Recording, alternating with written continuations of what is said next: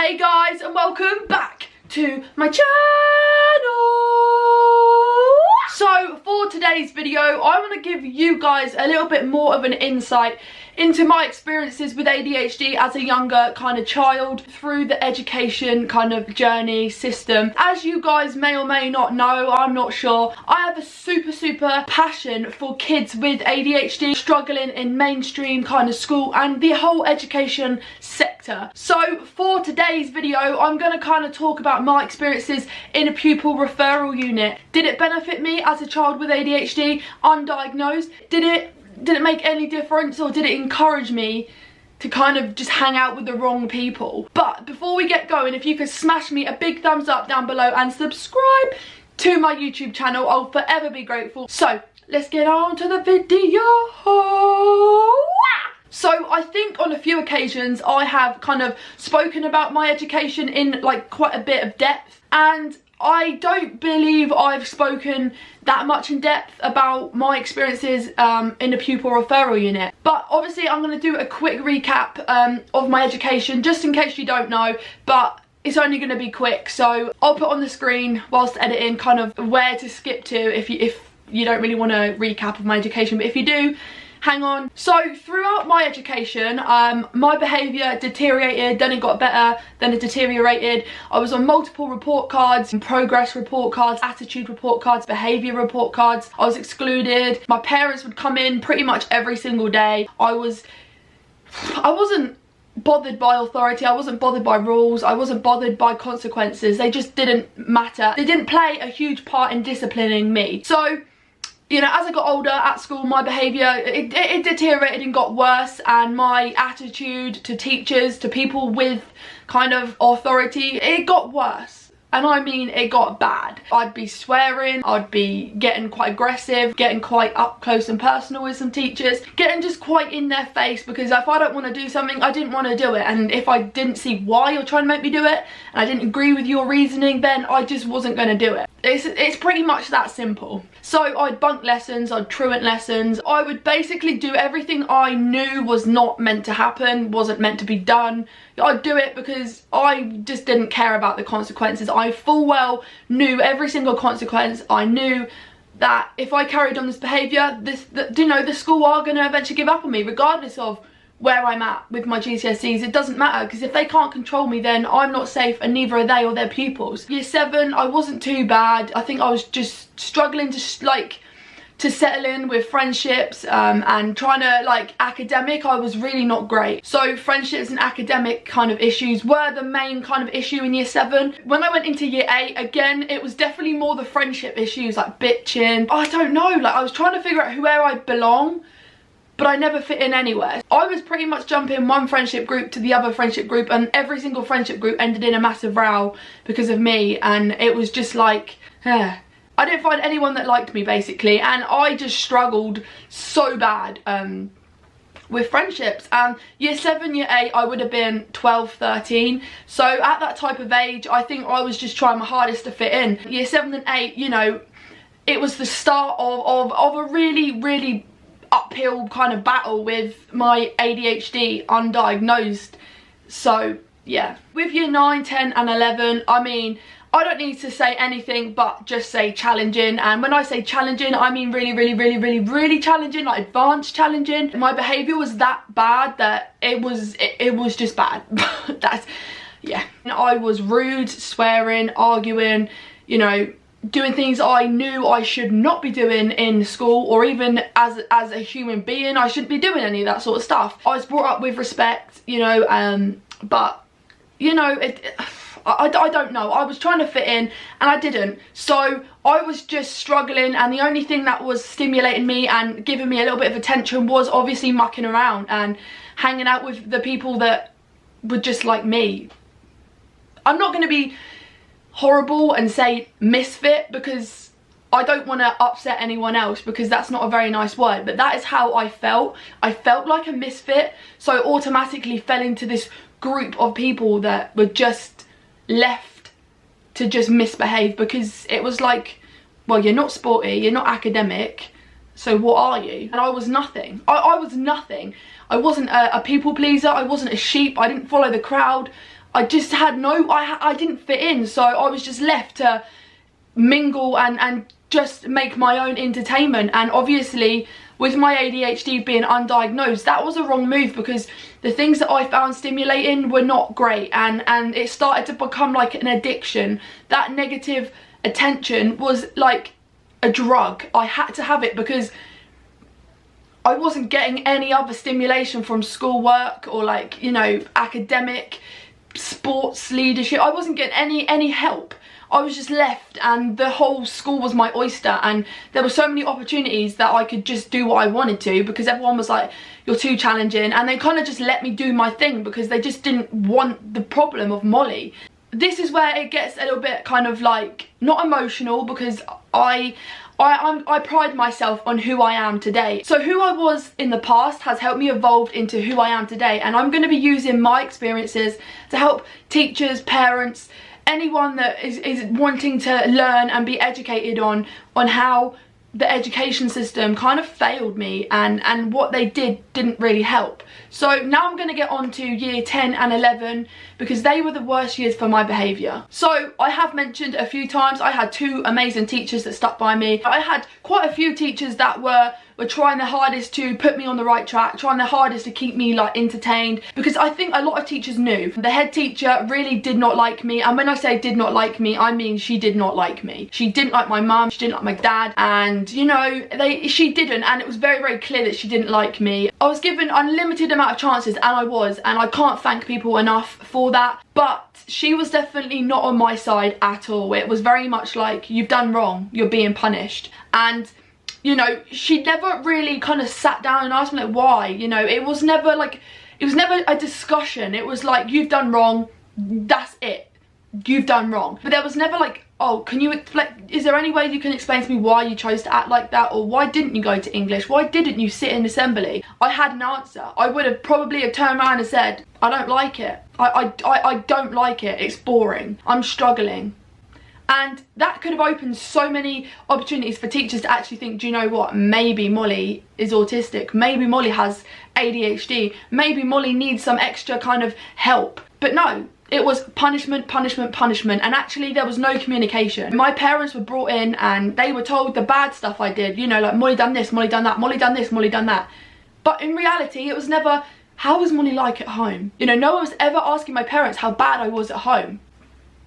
It was always, at school Molly does this, at school Molly does that, there was never any help. It was always kind of like punishment, punishment, Molly's too much for us, we don't have the time, we don't have the resources. So really, like, they were just giving up on me, and it was pretty clear. And because I was in year 10, starting my GCSEs, it was very much like, well, she's really got to be here, because no other school, you know, they couldn't kick me out, because I was at the age where it was super, super important for them to try and get me through my GCSEs. So in year 10, I had a massive friendship fallout, and there was about 10-15 people involved with this big fallout. It was outside of school, inside of school, everywhere, and I think a lot of people just got really annoyed. Let me just say, I probably didn't make the situation any better, but it carried on for those literal 2 years that I had left at school. It carried on. Escalated, escalated, escalated, escalated. People were getting involved, more people were getting involved. People wanted fights, people wanted fights. It was just getting a whole kind of big drama, and it really didn't need to be, but that was what my life was. I was causing trouble everywhere I went. So I'm just going to give you a quick example of kind of like what I did. So I printed off a picture of my head teacher that I'd found on Facebook, printed it off, went all the way to the top of the stairs, which was about 4 floors, and just threw loads, and I mean about maybe 100, 200 copies of her photo, just threw it down the stairs, because why not? I didn't care.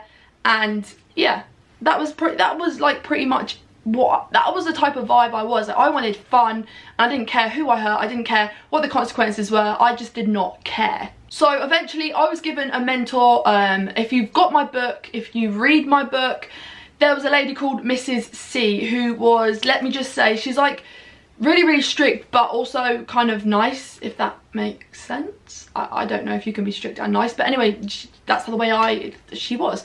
But anyway, she had my best intentions at heart, but you know what, nobody could win. Nobody could help me, because I didn't want help. I wanted to do things my way, and I was just stubborn, basically. And you know, she blatantly saw me do a lot of these things, and I would argue, no I didn't do it, no I didn't do it. I'd blame other people because, you know, I could. It just got really, really out of control, and one day my teachers were like, that is it, I cannot do this anymore. So my head teacher, my you know, my mentor Mrs. C, and my other mentor Mrs. M, they all got together, and basically they just did they literally had no idea how to help me. It was like Molly's going off on a spiral, and I remember them telling me, like, we can't stop it, you're going downhill, and we've tried everything we can, and there's literally nothing you can do or I can do to help you, so you're really, we don't know what to do. So basically I was excluded until they kind of came up with an idea, like, what are we going to do, because we can't have her in school, she's getting too many people kind of involved, too many people are getting hyped up with my like bad behaviour. So basically I was left excluded until they found an option for me, and that option was a pupil referral unit. So my school life up to the pupil referral unit was absolutely crazy. It was mayhem, and that's what I mean, it was mayhem. So everyone kind of like got to their end of their whip with me, you know. It was like, well, what can we do? We've done everything. We've done positive rewards, we've done, you know, detentions, we've done exclusions, we've done kind of like permanent exclusion threats, we've done everything, and she still doesn't care. We've given her a lot of attention, we've given her all our time, what can we do? And I guess they really had no other options other than to put me into a pupil referral unit. Honestly, my behaviour was becoming pretty brutal and quite volatile, and I was getting older, stronger. You know, I was starting to be a bit like pushy, and things were just getting out of control. So the only other option they really had was, well, only to let me in for my core subjects, which was maths, English and science, and that was it. And the rest of the time I had to be in education, obviously, because I was only 15, so no, I was only 14, so that I had to be in education. There was literally no other option. So I had to go to a pupil referral unit part-time, which was, I think, I mean, part-time isn't part-time as in like, oh, half the week. It was only 1 day a week away from school completely, but then I was only allowed into school for my core subjects, and the teachers at the pupil referral unit were actually at the school whilst I was there, just in case anything kicked off, and they were obviously trained to like restrain and stuff. So honestly, I kind of just had to go to the school to do my lessons, and even that was a push for the teachers because they just didn't want me there. Let's get on with the pupil referral unit. So if you don't know what a pupil referral unit is, it is basically a school for kids that have challenging behaviour. So it is a school that has a smaller class size so that teachers can be more one-to-one and give that child more of a time to kind of learn in their own environment. The environment is not the same as school. You don't have to wear a uniform, you know, it's not like, oh, miss or sir. You know these teachers by a name, like, it's really casual. So I had two mentors called Helen and Heather, and you know, we went out, we didn't do classroom work. It was fun. We went to badminton, rock climbing, painting, photography, canoeing, swimming. Like, there was so many different activities, hiking,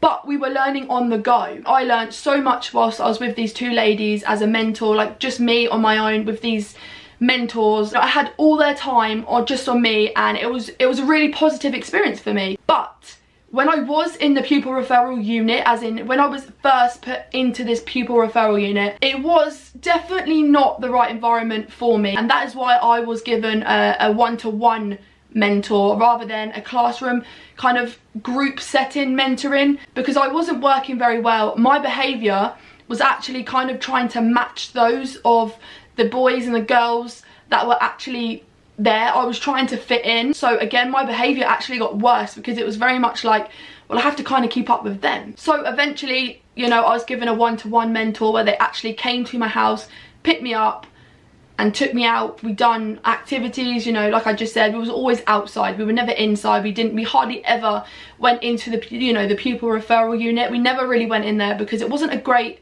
type of environment for me. I think I was becoming overwhelmed and very stressed because I knew I wasn't like those other children, and I was the only girl. I was the only girl, so it was very kind of intimidating for me, and I think that was another reason why I didn't like it, and I kind of was refusing to go because I didn't like it. Eventually, you know, these mentors kind of picked up on that, and I was taken out on my own and given my own, you know, I was taking fishing, you know, it was a really positive experience whilst I had the one-to-one. But in a group setting, it did not bring out the Molly that, you would get on a one-to-one, where I didn't feel that I had to mask who I was. You know, I wasn't encouraged to kind of muck around, be the class clown. Like, that behaviour wasn't encouraged when I was on my own. I didn't like the group sessions, and a lot of these people that were there weren't there because they have ADHD, and not like anything like a disorder, like a neurological disorder, not ADHD. They were just, because they were out of control, they were disrespectful. There's a difference between ADHD behaviour, challenging behaviour, and actually just being quite like disrespectful and showing like aggressive and ASBO type of behaviour. But I do know a lot of people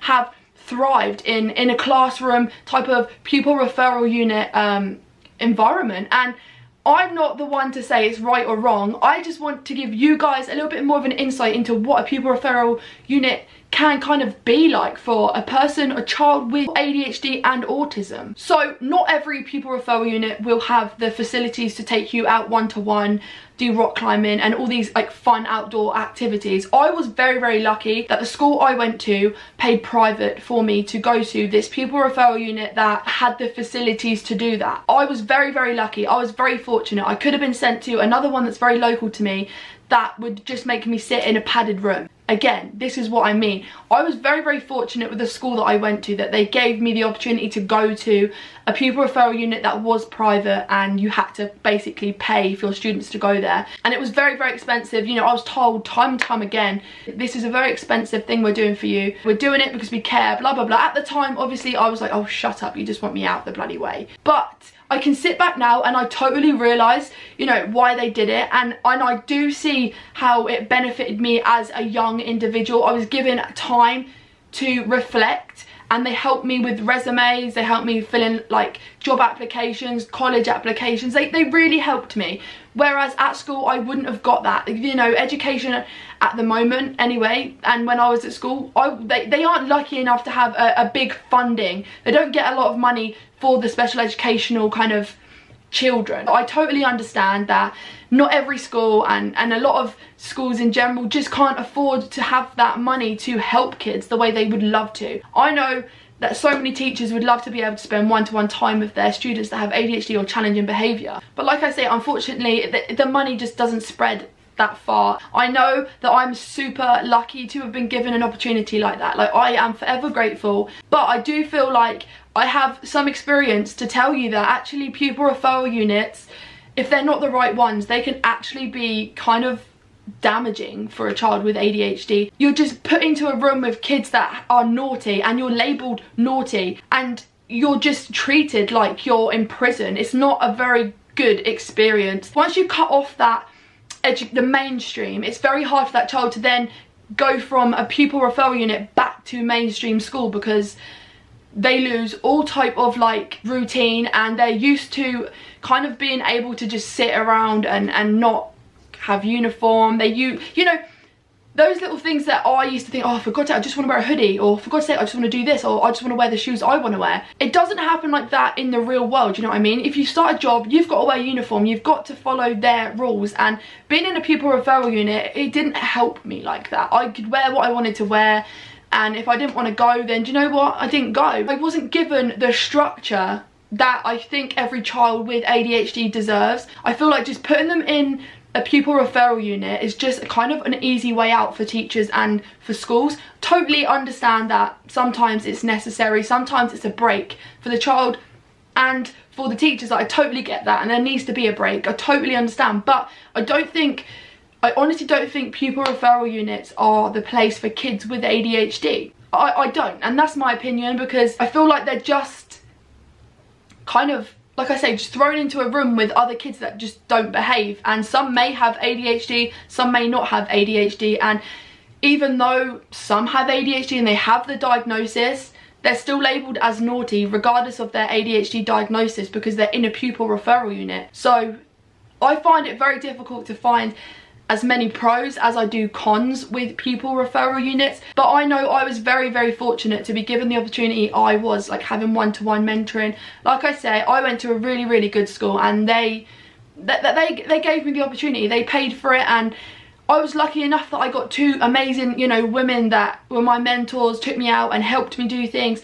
but not everyone is going to be as fortunate as that. I really hate to think that there are kids with ADHD just like tossed into a pupil referral unit. They're not given the opportunities, they're not given the chance, or the, you know, they're not given the education they deserve. So personally, I think mainstream school isn't for kids with ADHD, but I also think like pupil referral units aren't for kids with ADHD either. I think there needs to be someone that comes up with a real cool idea of like a school that's, you know, is adapted and accommodated for kids with ADHD. Not having enough rules and authority will not be great for that person in the long run. But being in a mainstream school where neurotypical people are thriving and you as an ADHD child, neurodiverse, you're not thriving academically, and you're not kind of being stimulated the same way as other kids, and you're kind of just not fitting in, I don't think that's great either for the future. So I think both ways will fail a child with ADHD. I think there needs to be a school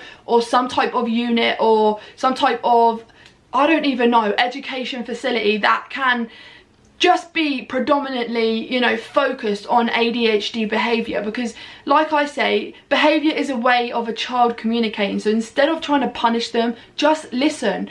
And I know both sides of the you know, like mainstream and pupil referral units.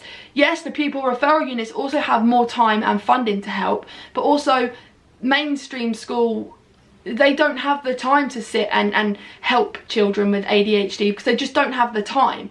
So I think both ways can fail that child regardless. So I think there needs to be more time and effort and more, you know, opportunities given to kids with ADHD, because otherwise we are just left to just kind of fizzle out into the outback, and nobody really ever cares what we get up to. It's almost, oh, just go away, and they're just left to go into this pupil referral unit where they're you know, they're just labelled as naughty kids, ASBOs, kids that don't have no like future, you know. And I don't think that's fair, because that's not true. Our ADHD doesn't make us a failure. If you put the time in and you listen and you get to know us and you actually communicate with us and, you know, give us the opportunities that are gonna, you know, work well with our ADHD, trust me, we will thrive. But there isn't enough facilities, there's not enough funding in the educational department for that to happen. And I feel so bad for kids that aren't fortunate enough, like I was, to be given a chance to go into a private facility where you are given one-to-one mentoring and you are taken out and like you're able to express yourself in your interests. So I loved photography at school and they took me out for photography. I was allowed to take my camera, we'd done maths on the way in the car. I was given so many opportunities to just thrive in my own environment, and the accommodations were made to me and the education was catered to me, not to kids that are neurotypical. No, it was catered to my behaviour. So I definitely feel that if you're an educator, a teacher, anyone that is interested in you know, kids with ADHD behaviour, your psychologist, I 100% guarantee, right, you will learn something from this video, because I don't ever see anyone else openly talk about their experiences with pupil referral units. So I have tried to make this as kind of quick and vague as possible without going into too much detail, but also not going into detail. So I hope you guys have learned something from this video and taken something, because it's super important that your child gets the best education, because they deserve it. They shouldn't be discriminated against just because they have ADHD. I don't think that's at all right. And it is like, oh, I'm not going to keep saying it, but either way, pupil referral unit, mainstream, they aren't for kids with ADHD. So if you are having to allow your child to go to a facility, pupil referral unit, just ask for pros, cons, ask for a timetable, ask what they're going to learn. Like, see if they're actually going to be learning what they would at school, because they need to be given the equal chance and the equal kind of education. Like, they can't, I don't want them to be given a slacky education, because kids with ADHD do not deserve that. So thank you so much for watching. If you want to learn a little bit more about my education, I will pop it up in the iCards. I've got a part 1, part 2 where I've spoken more in depth about my experiences with education. So thank you so much. I'll see you next time. Bye.